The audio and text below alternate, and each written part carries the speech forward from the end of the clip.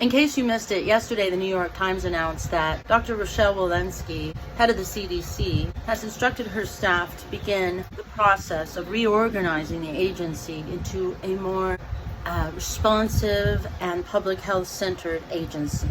The New York Times helpfully informed us that the CDC has been criticized for years for being too academic.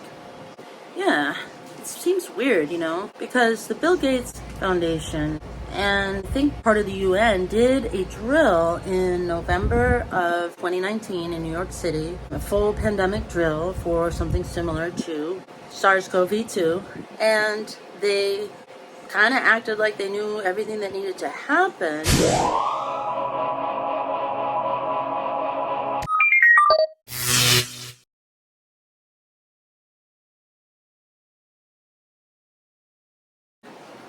Do you also remember how the CDC didn't get their own testing off the ground? That there was a screw up, there was a lab that went to test sterile water as you are supposed to do and got a positive result? Yeah, and everybody was like, what is going on? And blaming Trump. Yeah, well, that's because the World Health Organization usually provides developing countries with test kits. So it was really confusing to see that the United States, which does not need to get a test kit from the World Health Organization, couldn't even come up with its own test kit, let alone a rapid antigen test, which they already had in Asia. Early on in the pandemic, I was doing some research just to wrap my head around why we weren't more prepared. I noticed that the CDC had an international conference in 2018 in Atlanta. And at this international conference, there was a prospectus. It was glossy. It was thick. It was really nice.